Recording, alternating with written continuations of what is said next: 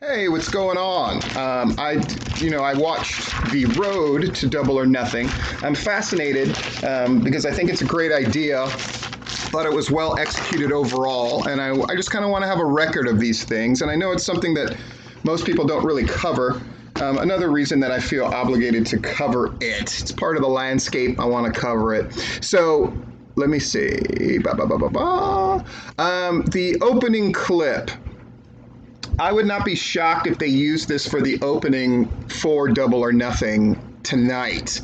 It was really great. It was really I think it's one of those things that just hypes you up to watch it. It's clearly appealing to their own fan base, which is who they're counting on to buy this thing. Keep in mind, it's $50 on Fight TV. It's $60 if you can get it through a cable provider. That's a lot of scratch. And so the people that they're hoping to get to buy this are their diehards or the people who are kind of fence sitters a little bit. I think if they, just to put hard numbers out there, if they get, I was talking to people who I talk to when we talk about this kind of stuff. If they got 75,000, that would be a victory. Well, that's what I said. They said they were expecting, on the high end, 75 to 100,000. I said if they got 75, they should be thrilled. If they got 80,000, then they should be definitely claiming victory because the highest TNA pay-per-view got 80,000 buys. That was for Samoa Joe versus Kurt Angle. And if they're doing better than that, then they should be very pleased with themselves. Now, the last UFC, which had quite a hefty price tag, but it was also an amazing card, and it was the first, sort of major sporting event thing back, got 700,000 buys. Obviously, we're not close to that in wrestling and pro wrestling in general. So, like I said, I think a good 75 to 80,000, that's what I would hope for them. And this show, Road to Double or Nothing, was definitely a move in that direction. I've never looked at the ratings that this kind of thing gets, but I just think it's a nice thing to have out there. I think it's also a thing that separates. One thing about the WWE, something that they get into, which is a reputation I think you don't want, is everybody to understand that your television shows are just an infomercial for your big events. Now, that's what wrestling is. That's what televised wrestling has been since it's been on television.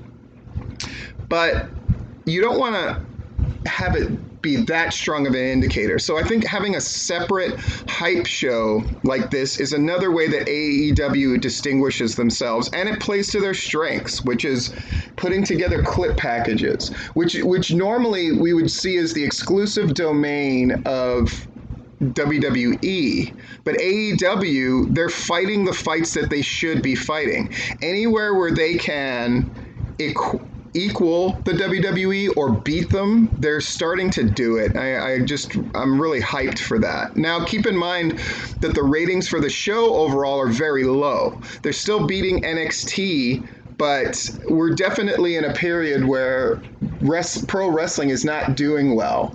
Though AEW is not dropping at the rate that the flagship shows for WWE are, so they can take some solace in that. But I'm sure again, if you're looking at 700,000 people watching the show, approximately, Dynamite, and I know people will say, well, there's DVR and all this other stuff. Sure, but we're not going to include that. And plus, those numbers that came out recently for everybody in pro wrestling are down big time, DVRs and such. So I'm not going to factor those in. But 700,000, if that means they got to get 1 out of 10. That's a pretty tall order, yeah, but we'll see if they can do it. The opening clip package is great. Small thing that I loved. Having and I should know her name, this is terrible of me, the female ref, showing her prepping as well, I thought was a very subtle but a very great move. And AEW is doing this thing that I would have suggested for them, which is acknowledge the pandemic. And acknowledge that they're a part of the landscape of things getting better. And they did that. I thought it was really smart. And they went over each one of the matches. There aren't a ton of matches, which I think is good. One thing I liked about Money in the Bank is that it was much shorter than I thought it was going to be. That sounds crazy to say. And for this, it'll be crazy to say if it is a relatively short event because people are paying real money for it. But I will take 2.5 to 3 hours of awesome over 3.5 to 4 hours of crap, where it just feels like it's dragging on. So I thought that was good. Then they went to commercial, and then we came back. They had a package highlighting Cody versus Lance. Inner Circle versus Elite, and apparently this fight is going to take place starting on the 50-yard line of the stadium, which is definitely cool. I think AEW is sort of taking advantage of how they can seem cooler and different. They made subtle allusions on multiple occasions during this sort of hyped hour of, we've seen these empty arena shows, but we're not doing that. We're doing ours in a football stadium. And I thought very smart. Here's a place where we're doing something bigger than the WWE without saying WWE. And then they highlighted Moxley versus Mr. Brody. So those are your three main events. Then we went to a commercial, and then we came back, and we're going with the story of Jake and Lance Archer from the beginning. First, they had Cody and what had happened with Cody, sort of a brief synopsis of what had happened to him. Where he's not able to contend for the world title. They touched on it, but they didn't overemphasize it. I thought it was smart. And then they showed about Jake and Lance Archer coming in here. And then the two of them and their journey through the tournament. All those little stories. And again, I think it's so smart. It reminds us of all the little stories where Dustin was involved, where Darby Allin got pinned, but it wasn't the kind of thing where Cody really beat him. Defeated him definitively and that kind of thing. Again, just really smart, just cluing us into their history and not assuming, which AEW had done and WWE continues to do, which is to assume that everybody looking at this is a diehard that knows everything going on. Instead, let's clue people in and at the very least remind people that may have even seen this stuff, but of how kind of cool it is and the work that went into it. And then we go to commercial. The story we're getting from Elite versus Inner Circle is that the Elite, which are the baby faces, are splintering, and that the Inner Circle are together, even as the heels. And I thought this was a good exhibition for the members of the Inner Circle who you hear from less frequently. The Inner Circle, I think, in the minds of most AEW fans goes like this. Jericho's on top, and then Sammy Guevara is second. And that might surprise people. They go like, but Jake Hager is sort of the bigger threat and blah, blah, blah, blah, blah. But, Sammy Guevara is the guy that you see constantly. And he's the one teaming with Jericho in that tag match and that kind of thing. But I thought this was great because they had other people speak. And I thought it was a good outlet for them. Maybe Jake Hager is not the greatest promo cutter, but having him say things here, there, and everywhere, and that goes for the tag team as well that's in the Inner Circle. I thought it was a good look, and it made them all look good.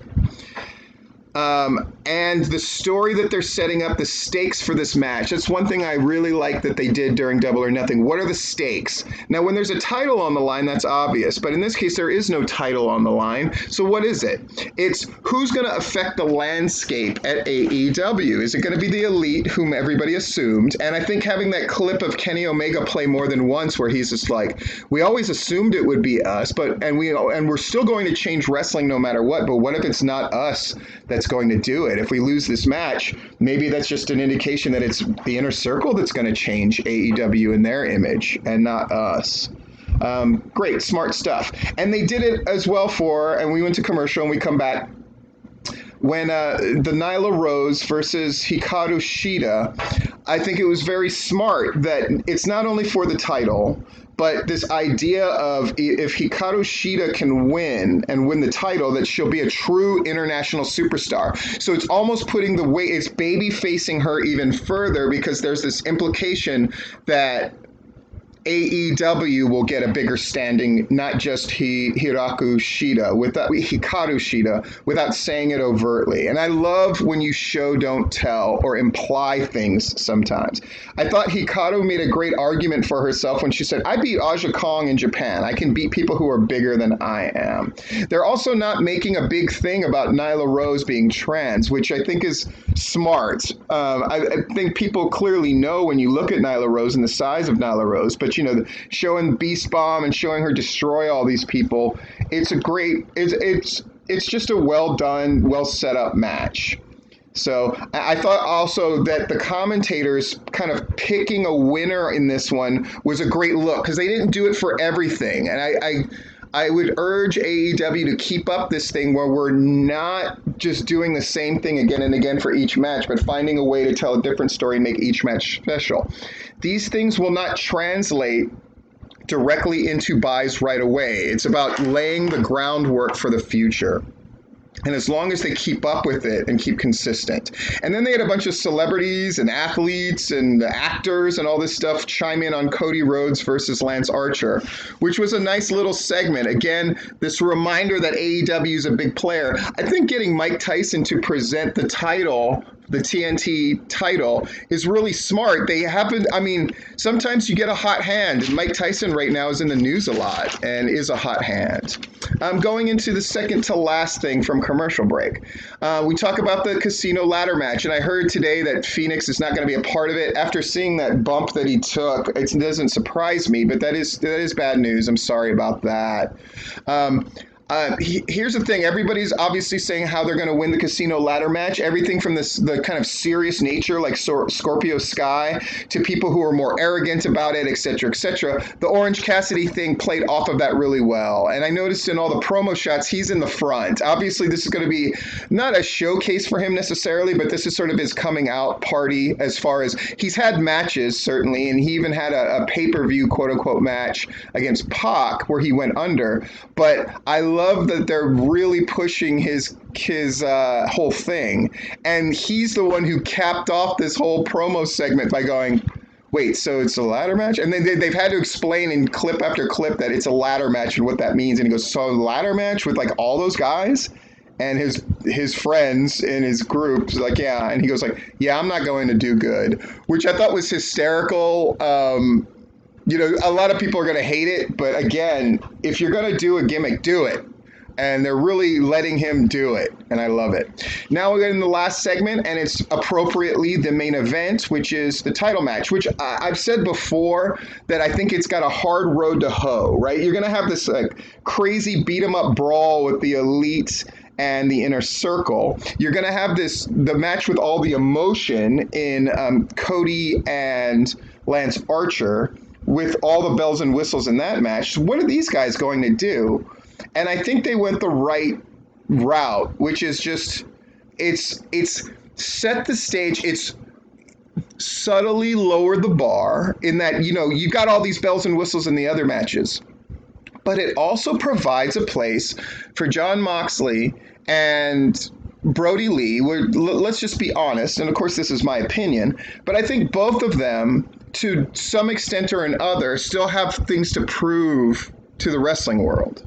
Can Moxley really carry this thing? People are calling him Stone Cold Light and that kind of thing, and I don't think it's a fair accusation, but it's an accusation that's out there. I think Jon Moxley and Brody Lee, if they don't overextend themselves and try to do too much, I think they have a chance to really surprise people.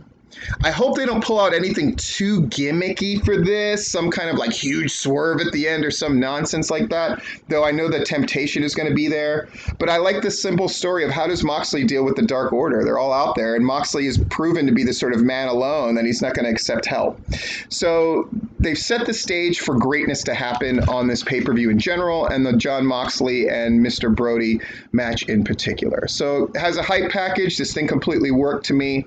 Again, the people who do the videos and the editing and throw in their ideas and stuff like that, they take a little bit of a chance on it, but that you can afford to do that on this kind of thing. So if you haven't seen it, I highly recommend checking it out. I think it's a good example of how to do a hype package and how to build up matches.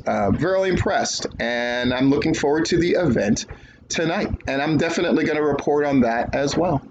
All right. Have a good day.